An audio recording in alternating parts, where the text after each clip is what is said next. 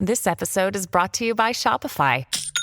Forget the frustration of picking commerce platforms when you switch your business to Shopify, the global commerce platform that supercharges your selling wherever you sell. With Shopify, you'll harness the same intuitive features, trusted apps, and powerful analytics used by the world's leading brands. Sign up today for your $1 per month trial period at shopify.com/tech, all lowercase. That's shopify.com/tech. Atheists, agnostics, long-haired weirdos, short-haired weirdos, vandals, hooligans. The government, hug the government, love the government, hug the government, love the government, hug the government. Welcome to The Politics Guys, a place for bipartisan, rational, and civil debate on American politics and policy. I'm Trey, a political scientist at Oklahoma Christian University. And today I'm joined by Sasha Issenberg, who is the author of The Lie Detectors: In Search of a Playbook for Winning Elections in the Disinformation Age. Sasha is also the author of other books, including The Victory Lab. He's also been a correspondent for a number of newspapers, including the New York and the New York Times Magazine, Bloomsburg Weekly. But he's also a professor at UCLA in the Department of Political Science. Sasha, welcome to The Politics Guys. Thank you, politics guy. It's great to be here. I appreciate it. You're just getting one today. It's true. We don't have everybody when we do our interviews. And I'll tell you, I always love doing the interviews when we get other political scientists. We don't always get those, so it's a lot of fun having you here. I should say I teach in a political science department. I am the only non-academic, non-social scientist who at the moment teaches in the UCLA political science department. So, okay. Well, see, I'm learning something. They brought me in as something of a practitioner, and I try to give students, undergraduates, some useful knowledge about how to read and think about campaigns and elections. But I am not in any way trained as a political scientist. You know, it is. I like that you leaned with that, because one of the things I had noted about your book, and I don't mean this as an insult, but I meant it as a good way, was it didn't read like a poli-sci tome at all. Yes. Well, good, I guess. Yeah.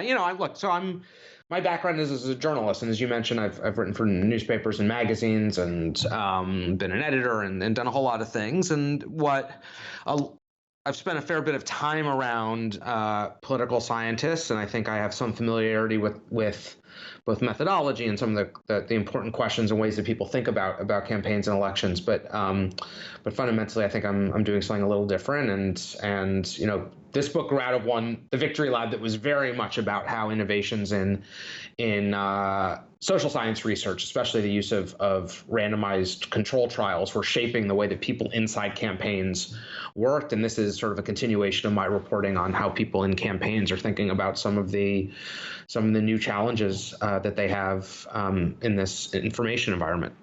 Yeah, and I'll be honest. When I first was going through the book, and I came to, you have this whole cast characters early on, both individuals and the organizations that you're going to go through. And I'm not going to lie, I kind of glossed over that, and I thought, oh well, I'm gonna be able to keep this straight. That's not a big deal.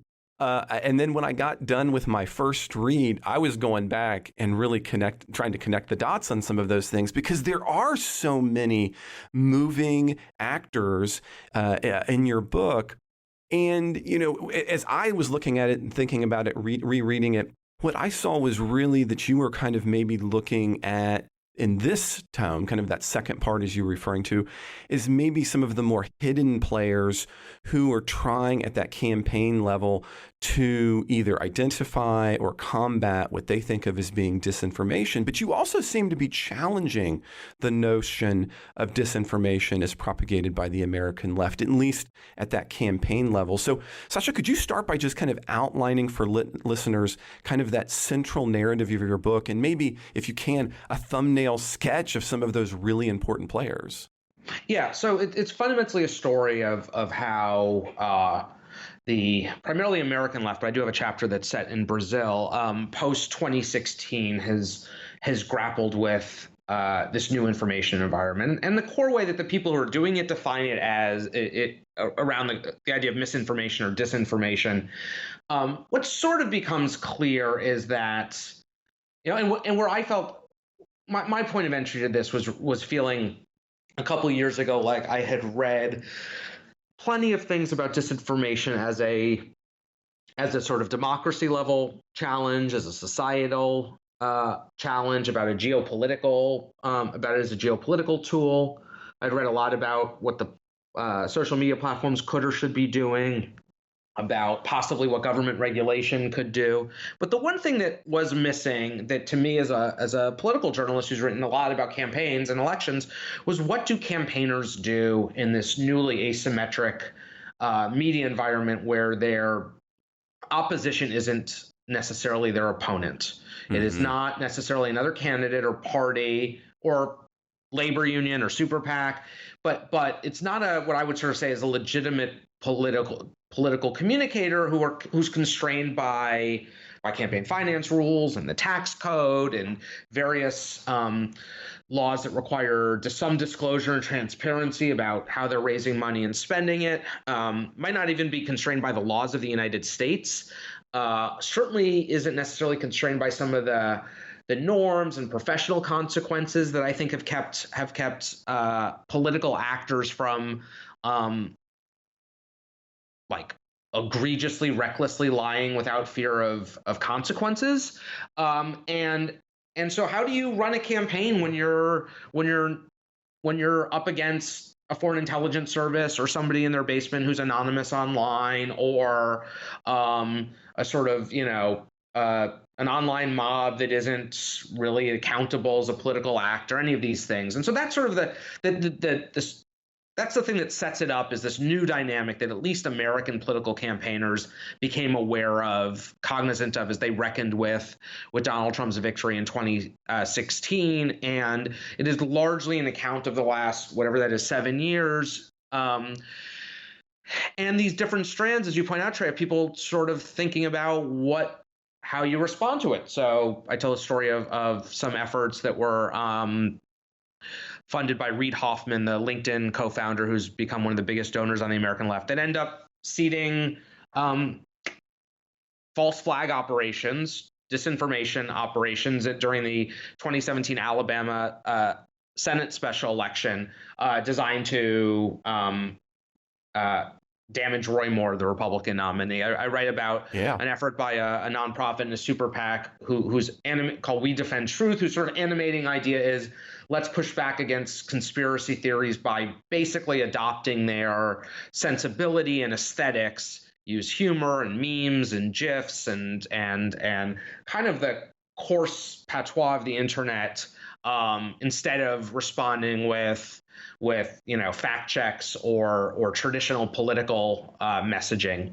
And I write about how organizations like the Democratic National Committee and Democratic Congressional Campaign Committee have tried to sort of institutionalize tracking and monitoring so that their candidates can have a sort of a better read on what's moving online and make smarter decisions about how and when to respond to it. And the main character that sort of holds the reader's hand that you follow through most of this book is this woman named Jory Craig, who she's at the end of November 2016, she's 25 years old. She's from Illinois, a political operative who had never worked on an American political campaign. She had been a Model UN nerd in high school and ended up working for this firm called Greenberg Quinlan Rosner that, sort of due to a quirk of history, becomes the Democratic consulting firm in Washington that does the most overseas work. The founding partner, Stan Greenberg, was Bill Clinton's pollster, and then he goes to work for Nelson Mandela and Tony Blair. And so the firm ends up creating the sideline, doing campaigns all over the world.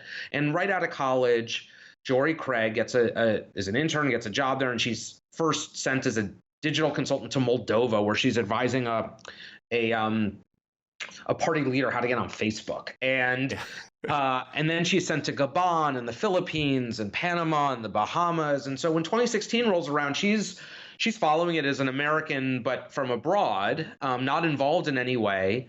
But after the 2016 election, all the sort of top people in the Democratic political ecosystem, people who've been involved in campaigns sometimes for decades, start realizing there's a whole sort of vocabulary that they've never encountered before, and they're asking around, who should we be talking to understand what a bot farm is, what a troll army is, what a hack and dump operation is. And they realize that nobody who's worked in American campaigns has encountered any of this either. But the one person that they all end up winding back to is Jory Craig, because a lot of what seemed novel in the United States in 2016, foreign interference, sort of unaccountable spending, the rise of partisan and ideologically motivated media organizations, all of this might have struck us as novel, but was a sort of core part of the political process all around the world. And she'd been dealing with candidates and parties who'd been having to make calculations about how you engage with this for years, and brought a sort of sense of proportion to it. And so she's sort of the main character of the book, and winds through. Well, and that was a key element for me that I was curious for you to speak into a little bit more. And you'd brought that up. I mean, that was even going to be my second question was, the idea in the United States, I think that there was this kind of idea, at least popularly inside of these campaigns, that it's unique, at least in terms of, like you're noting, kind of some of these new strategies in disinformation. But historically speaking, it's only unique in the U.S., sort of, right? I mean, even kind of goes back a little earlier. Ahistorical, right? So, like, let's, in the 19th century, just about all of our media was in some form partisan or ideologically motivated. That was not a novelty. It's more a quirk of our history that for most of the 20th century, the sort of economics and cultural pressures around media kind of keep that from happening. Yeah, pushed our TV networks, our big radio presence, at least until the end of the repeal of fairness doctrine in the 80s. Newspapers aspiring to some form of sort of public neutrality, and that's anomalous among our peer countries. I mean, really, I think I would say Canada and maybe Japan are the only one of our economic sort of peer countries that we would say followed that path. And every country in Western Europe, for example, it's just taken for granted that the newspapers have picked a side and make decisions about what goes on the front page every day, about what helps their side or not, and that readers pick their media outlets based on ideological affinity above anything else. And so, if you'd only done politics in the United States, waking up in 2016 and going, oh my God, like people are getting their news from the Daily Wire, or they're getting their news from MSNBC, and those news organizations are making editorial decisions based on what's better for their side. Yeah, that might strike you as news, but it wasn't if you'd done politics anywhere else, for example. And so then this ends up coming to the United States. And this seems to be, at least in your narrative of it, is kind of catches the left a little bit flat-footed. And you even say, look, I had to follow the left because it's the left in the United States that's really trying to combat, again, whether you want to call it disinformation or misinformation, and again, you problematize that, especially when you get to Brazil. Why do you think that this was so difficult for left-leaning campaign groups and brokers to really deal with? Yeah, so I think it fundamentally was it has been difficult for political communicators to deal with broadly. I think the left, because of the trauma of Trump's victory, right? So after November 2016, I think everybody in the world, to exaggerate only slightly, is shocked by Trump's victory.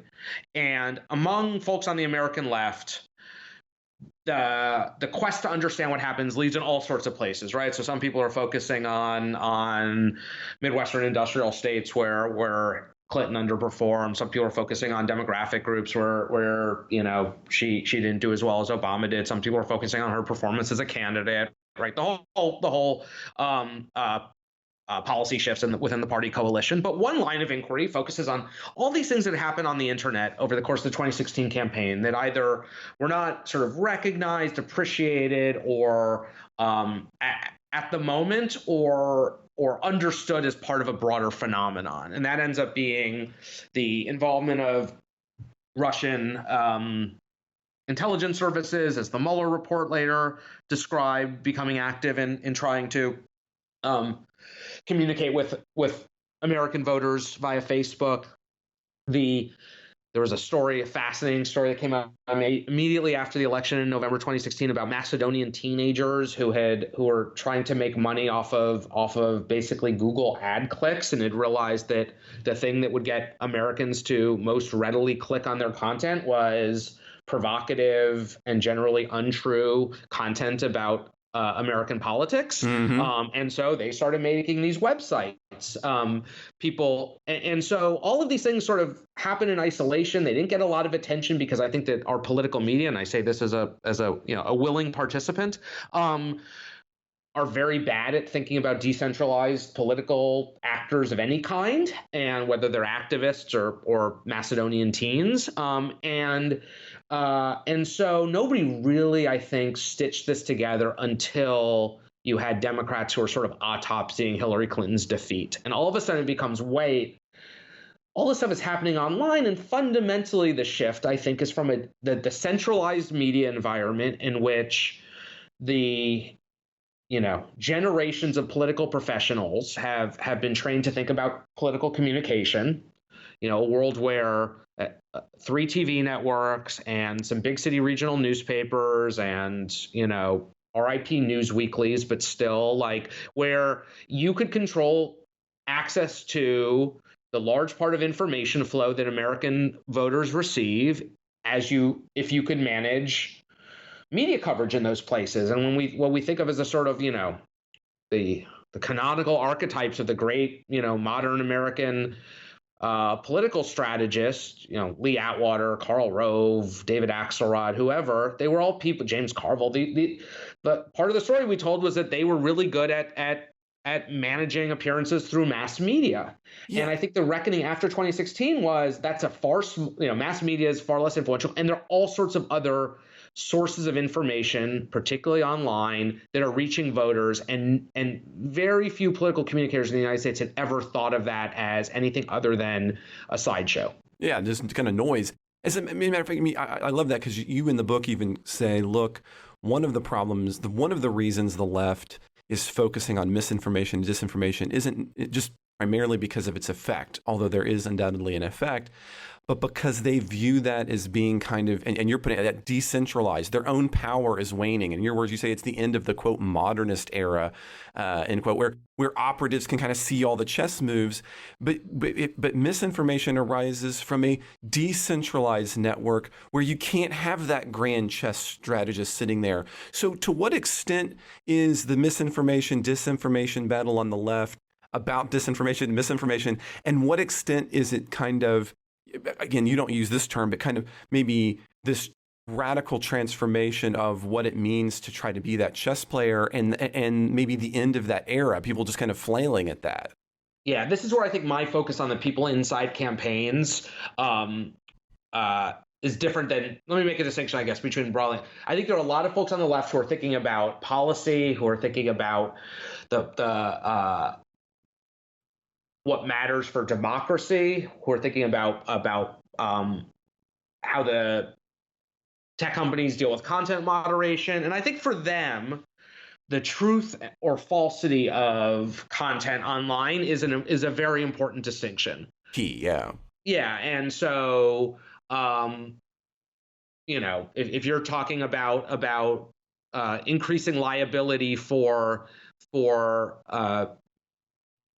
social tech companies for what they publish online, one of the crucial ways in which our libel law distinguishes between content is did you was it knowingly false when you published it, and, right, and what level of intentionality did you bring to that? So that's a meaningful distinction if you're talking about the law. Some of the actual the policies that Facebook or Instagram, whatever, have now, impersonation and certain types of false representation are a violation of the policies. I think a lot of academic researchers are really focused on the idea of inaccurate facts moving and sort of people developing false knowledge about public affairs. All that said, I think for the people I'm writing about inside campaigns, and these are folks on candidate campaigns, including like the Biden Reelect Now, people at the party committees, consultants who are being hired by those groups, ultimately what became clear to me over a year and a half of reporting in this world is they use the word disinformation a lot. For them, the meaningful distinction is not between truth and falsity. Fundamentally, they're sort of the tactical responses that they are developing and implementing are pretty much the same, whether an attack is coming at you that is completely false, somewhat false, generally true, entirely true. I think for them, the real question is this coming from, is this just moving sort of virally with online word of mouth in a way that makes it much more difficult to measure its reach by traditional heuristics? And so, I think if you go back to, let's say, 1995, I mentioned James Carville earlier, just to take a sort of moment, our last pre-digital moment, right? If you're in the 1996 campaign, you sort of have intuited over years of being in politics some rules of thumb about the reach of your opponent's attack. So if something is on page 1 of the St. Louis Post-Dispatch, then we need to really push back at this.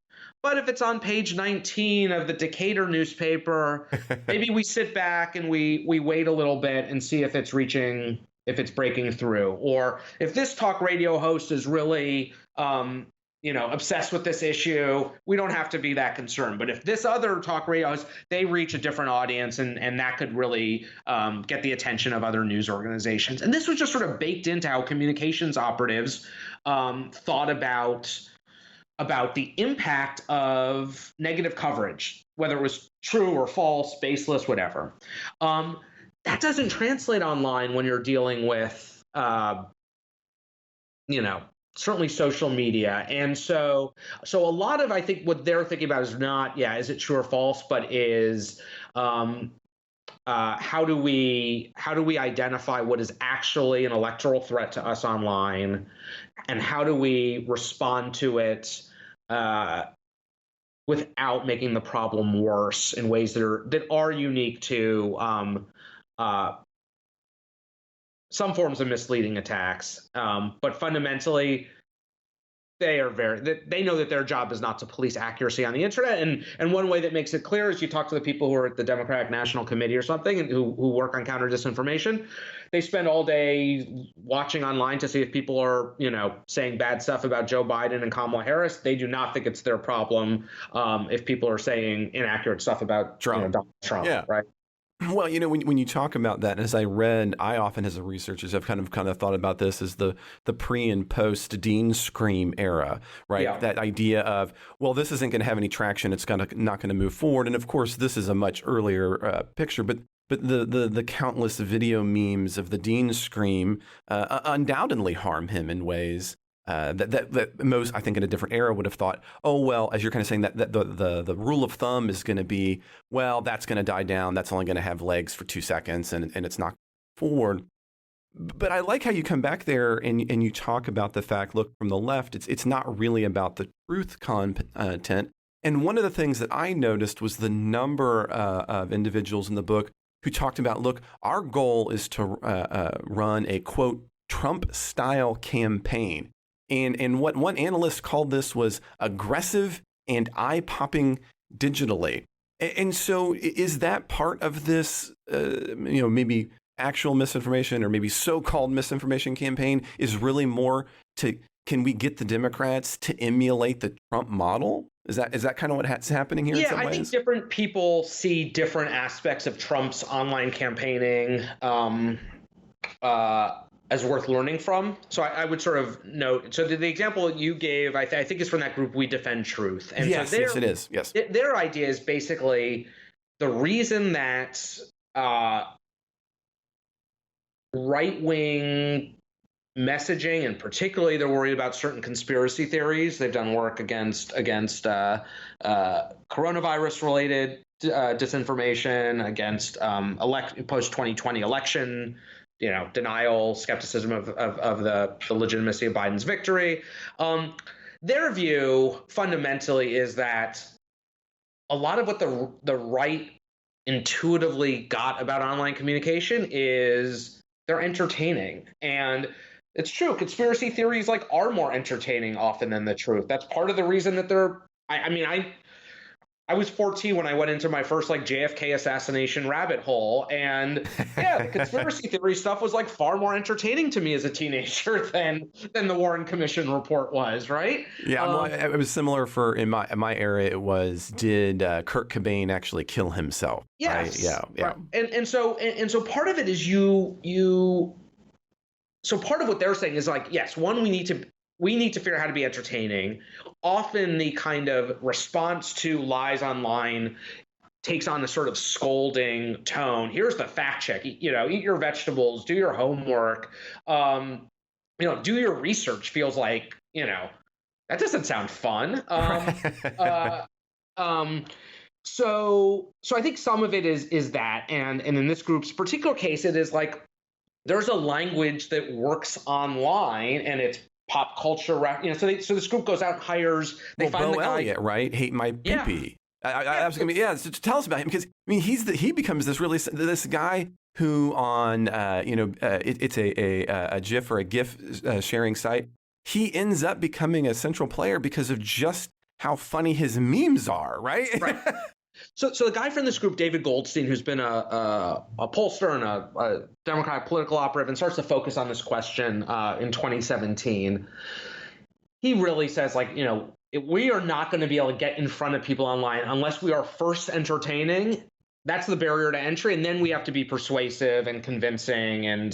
But unless we get past over the entertaining hurdle, we can't reach people online. Mm-hmm. And so basically he's thinking, like, what's entertaining online? And the whole culture of GIFs and memes, content that people willingly share because they enjoy sharing stuff that amuses them. And so he seeks out, he'd been a sort of casual fan of GIFs and memes, and goes and contacts this guy who has had some of the highest rated content ever on Reddit and on Imgur and the sites where the communities have been built around this. And he contacts this guy whose screen name is I Hate My Pee-Pee. I love everything about that. Which gives you a sense of the level at which some of his humor is operating. Well, it's a joke from his kiddo, which I also just thought was funny. Yeah. And Goldstein sends this guy a DM, and he has no idea what his politics are, because most of what he's doing is making, jokes about, the 40-year-old virgin or something, right? Taking random video clips and putting text under them. And you answered me, and again, just a dumb question. He's apparently the first guy who does the Avengers meme, yes. And who hasn't seen that one? And so Goldstein says, like, I want to go find the people who are most successful at being entertaining online. He contacts this guy. His name's Bo Elliott. And it turns out that he has lefty politics. And he says, I'd love to do this. And We Defend Truth gives him basically polling reports and focus group reports about how to persuade a group of primarily people who are believing Trump's lies about the 2020 election, a group that they identify through public opinion research. They call them believers by default. They sort of push aside a subset of people who believe the election conspiracies, who they think are unpersuadable. These are actually people who are really bought into a kind of MAGA worldview. But there's a slice of people who have accepted Trump's lies about the 2020 election, who are not strong believers in that there was a conspiracy to rig the election. They are people who are like naturally skeptical, are skeptical of institutions, political speech. They are kind of like conspiracy curious. They defaulted to accepting sort of the prevailing conspiracy theory of the day. But this opinion research that We Defend Truth Commission suggests that they can actually be convinced that, that the results were legitimate and Biden did win in November 2020. And this becomes a target audience for Elliott's GIFs and memes that they hire him to do. And the idea is, these are people who are not very, because they are united in a certain type of skepticism and resistance to what they think of as establishment communication. It's almost counterproductive to send them a Washington Post fact check of Yeah. there were 73 court cases, because they're inclined not to believe that. It doesn't work if you get them a Secretary of State saying on the record our results were accurately tabulated. But the research suggested that if you can start a conversation with these people, if you give them stuff that is entertaining and does not look like political communication. And on the internet, what does that look like? It looks like taking a Sacha Baron Cohen scene from The Dictator and running a bunch of text under it that sort of plays at the patriotism of these viewers by suggesting that the rest of the world is going to see us as a banana republic if we don't abide by our election results. And so that's one view of what Trump does well online. I would say the other sort of big prevailing idea of what Democrats can learn from Trump is that Trump accidentally basically became a pioneer in something that people on the left have been calling digital organizing for a while now, a term that has become so overused as to be meaningless most of the time. But what at its core it means is relinquishing as a candidate or a party, relinquishing some control to entrust your supporters to develop and maintain relationships online so that they can communicate on your behalf. And the core of this is a recognition that campaigns have been too transactional in how they approach the internet, going back to roughly 2000, like the dawn of campaigns getting online. Largely what campaigns did was they looked to the internet and they said, hey, this is a way to get to take things we are already doing and make them faster and cheaper to reach voters or our supporters. And so what did campaigns do? They created lists to ask for money. They sometimes asked those lists to volunteer and created ways that people can make phone calls or print out walk sheets from home without having to go into a field office and pick up a clipboard. Occasionally they said, hey, here's our YouTube video, share it with your friends. But they never said, go talk to people in online communities about the candidate. And that's because they never did that offline. It would be like the biggest political malpractice if you were a field organizer and a bunch of people showed up in your office one Tuesday evening when you bought pizza and you told your most enthusiastic volunteers, hey, just walk around the neighborhood and talk to people about abortion. Like, you would never do that. Right. Why? Because you've spent lots of money presumably on your campaign doing issue research, policy research, opposition research, messaging research, to determine how exactly you speak about abortion, where, when, to whom. And you want to control that through the candidate's mouth, through ads, through direct mail.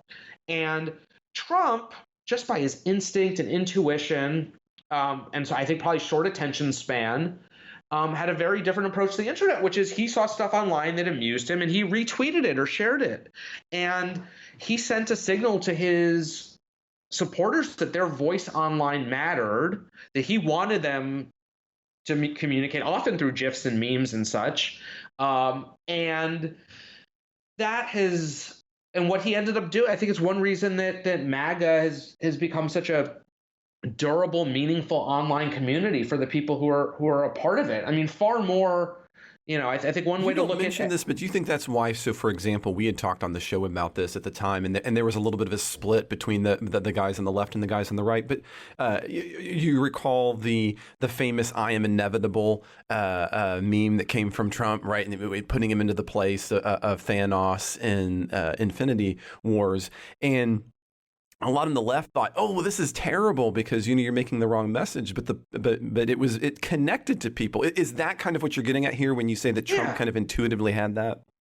Yes, and what I think a traditional campaign mindset would be, hey, we've done all this research, and part of what flows from that is we know what we want to be talking about every day. We have our message of the day. We have so and Trump often by retweeting something.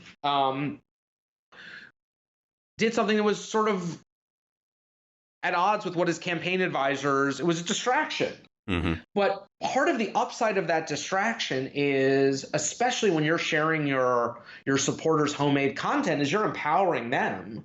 You're telling them, you're bringing them into the campaign in a way Barack Obama never did. Barack Obama gave great speeches and at times had great ads and had some of the finest members of the Black Eyed Peas making music videos for him. That's right. But there was never a signal to your random person at home that Barack Obama values your voice about why to support him over Mitt Romney. Donald Trump sent a signal to his supporters all the time. Hey, what you have to say about Hillary Clinton matters. I'm going to share it with my audience. And what does that do? It motivates them to create more content organically, some of which is at odds or in tension with the campaign's preferred messaging. But you do, empower your supporters to basically do DIY messaging. And what you've done, we're now 8 or 9 years into this. You create a community that, in large part, online is defined by their desire to outdo themselves creating content in part to get the attention of Trump and his circle. And so, they've created organic content farms by because Trump has signaled that it's personally meaningful to him. And the trade-off is, sometimes it's a distraction from what they want to accomplish. But in the long term, what they've done is they've really created a community that offers rewards to people who are a part of it, as opposed to many political campaigns which basically ask voters for things, for money, for volunteer shifts, and offer not a whole lot beyond pizza and a free lawn sign in return. But not as many karmic rewards, right? Yeah. Well, let me ask you about that in a little bit, because this is an area, as I was reading it, I couldn't help but the age-old debate between practitioners and political scientists come out, and that is, if it seems the assumption here, and you were laying it out, was if we can be engaging first, then that will open the possibility for us to be persuasive to particular subsets of groups. But of course, on the social side of things, that's a long-standing question, right? How persuasive even are campaigns, right? There is a lot of scientific literature that says that is just not effective. Instead, it's really more about framing and priming and these other kinds of effects. But at least from the groups that you were looking at, they really were shooting for persuasion. But again, in a previous our answer was, it doesn't really persuade as effectively. Is that something else different about this era? Or is that just, do you think, a bias of campaign managers thinking that they can persuade? How does that work here? Yeah, so I think there is a long-standing bias of campaign communicators, at least to the extent they're aware of the academic literature on opinion formation, to minimize it. That said, I would make a few notes. Like, one, yes, we're in an environment where probably between 8 and 12% of the electorate is persuadable in the presidential race and statewide races, partisan statewide races. And it is very hard to get people to shift votes in a general election format with any type of communication. And I don't think that we should. I think there has been, to some extent, a bit of what I think of as like the magical disinformation fallacy that people on, particularly on the left have subscribed to since 2016, which is the same people who will say, political ads don't do anything. Direct mail, my mailbox got filled up with direct mail. What a waste. Whose opinion is going to be changed by that? And then it's like, oh my God, the Russians spent $100,000 on Facebook ads. That must have swung the election. And it's like, yeah. $16 billion or something is going to be spent this election cycle. Let's not assume that disinformation or communication from a foreign government has some magical ability to change opinions that traditional political communication can't. If you're skeptical of one, you should be skeptical of the other. That said, some of the opinion stuff is not focused on the We Defend Truth stuff. They were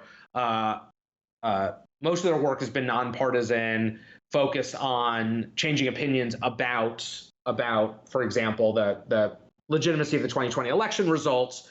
That is I think a lot of our thinking on persuasion is probably shaped by candidate choice in partisan races. That you could imagine is an area where there is less of a binary, far fewer, at least maybe this is changing, but far fewer natural partisan cues to people that shuffle them immediately into one camp or the other. And so I think that it's possible that debunking novel conspiracy theories does not have the same challenges of persuasion that partisan electoral contests do. And the other thing I would say is, like, I have a chapter that's about the Biden campaign in 2020, and a big research project they did to try to minimize the impact of sort of negative viral narratives. They call it disinformation, but some of them weren't things that are entirely false. And in their view, they were very much focused only on disinformation narratives that would shift views of the, we'll say 10% of the electorate that was persuadable in 2020. But this was an enterprise that was spending $1 billion, most of which to affect the opinions of 10% of voters in 7 states. And so it was not,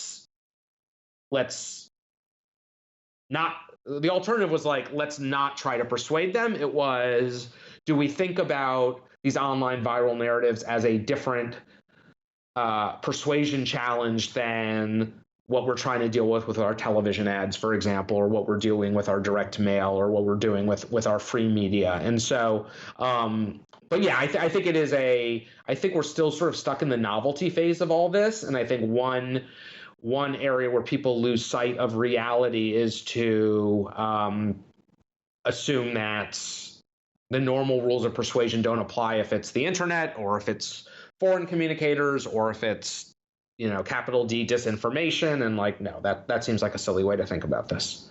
Probably in part because it feels so new, and we always have that kind of gravitation to the thing that's new, to having to be relevant. But you then spend a chapter, and you mentioned this early in the interview, talking about the book. You talked about your book on Brazil, and I was happy about that, because the Brazilian chapter, and maybe I'm wrong, but it felt to me like that was kind of a cautionary tale. And what you were kind of saying was, look, you can, so basically in Brazil, there is an institutionalized fight against quote unquote fake news in this particular instance, as kind of a campaign strategy for left-wing candidates who had gained control of some of the judiciary aspects of Brazil. And you kind of seemed to, again, correct me if I'm wrong, but it seemed like you were cautioning the left a little bit and saying, careful, because you don't want to take the fight against quote unquote misinformation too far, because it can itself become kind of a deadly thing if it's institutionalized. Am I reading that right? Is that why that Brazil chapter is there? And walk us through that, because that was, I saw that as being a useful chapter. I won't lie. Yeah. So, what I wanted to do was, one, show how political actors respond to having this powerful regulatory force, this supreme judicial electoral tribunal that can order stuff taken down on Facebook within the hour and fine the company large amounts of money if it doesn't. Has the Chief Justice hour, no less. I mean, the Chief Justice has had people jailed for posts that he basically say or is untrue without anything that we would think of as due process or potential for like quick adjudication. And it's pretty scary from an American perspective. And that, Brazil has a unique history here. It has a different constitution. There is no absolute guarantee of free speech in Brazil. There are fears that are, I think, particular to the experience of dictatorship there that create concerns about propaganda and that are where there's a totally different balancing, I think, of individual freedoms versus kind of collective concerns in Brazilian constitutional law and in part aspects of political culture. But you look at this, and one, yes, so it is. On one hand, if you said for people who wish that there would be a stronger role for government to play policing this, I think it is. Here it is, and it actually works, and it works so much that it is very hard to get people on the Brazilian left or broad center, basically the broad Bolsonarista parts of Brazilian politics and civil society, including a lot of like constitutional law professors who will not on the record go that far criticizing this court because they've been very happy with the outcomes. And the outcomes are that it did more than anybody else, including Lula's own campaign, to keep Bolsonaro from winning another term and to punish the people who hold accountable the people who organized the attack on government buildings in Brasilia in January of 23. Yeah, 23. And so they're happy with the results, but very few of them actually can defend the process behind it. And, the thing I wanted to sort of look at in Brazil was still from the context of like, what does that mean for campaigns? Okay, well, now you're in an environment where you actually do have a government agency that will do a lot of the work of sort of, what you hope will be enforcing content moderation decisions on companies. What it's turned into is that campaigns are now using what they call judicialization, but using the legal process that enables as a way of doing the same type of tactical communications work that I described folks in the U.S. doing without the legal structure. So now, instead of trying to get a fact check put up by a news organization so that you can push people there, you file a lawsuit in court so that you can now get the news organizations to write about the fact that this is being challenged in court. And to some degree, you end up with some version. What the note that chapter sort of ends on is like, yes, this is a very different legal environment. There's a lot about it that I think would not be appealing to Americans, but actually you get into the campaigns and it looks kind of similar hour to hour, day to day, how they're approaching this. Well, and one other thing in Brazil, as we kind of finish up a little bit here, is you begin to look a little bit more closely at kind of the uneasy relationship between state actors and private partners of media platforms like WhatsApp and Facebook. And this also seems to be a little bit of a cautionary tale for the U.S. I mean, you don't mention the open case in the U.S., where the White House is working closely with social media companies to delete certain kinds of information, but you certainly walk up to that line and suggest that this might not be the best strategy. Yeah, I mean, I think that there are ways in which it's clearly counterproductive. There are legal actions that have taken place in Brasilia that drive more attention to things online. And I'm not a policymaker, but I think that Americans across the political spectrum are concerned about having anybody who's policing, what can be spoken in places. And I think that is, I don't think many Americans would want the federal government being an arbiter of what's true or false. I also think that a lot of people probably have reservations about 40 people sitting in a conference room in Menlo Park at the Facebook offices deciding what's true or false online. That said, I also am like, I think it is hard if you care about the nature of democracy in the United States not to see the persistence, especially of some totalizing conspiracy theories, and the absence of sort of other trusted institutions that can serve as a counterweight to them is like a big ongoing problem, not just about whether your preferred candidate wins or loses an election or is harmed by, a deep fake video, although like that's a reasonable concern, I think. I think the bigger thing is if, governing in this moment, creating any sort of consensus, even about underlying facts about how our government functions, about policies, that becomes really difficult. And it is very difficult to imagine a healthy political system that survives without any shared understanding of just some basic facts. And so I came away from this being like, I would say probably being more concerned about the challenge to democracy, less concerned that any one high-profile campaign is going to be derailed by a particular instance of disinformation. I think this is where the challenge of persuading people is really tough. I think that a lot of media coverage is laced through with the idea of like, well, this deepfake video derailed Joe Biden's campaign or whatever. Like, I think that's really unlikely. I'd be very concerned about down ballot races where voters have less information. There may not be partisan cues.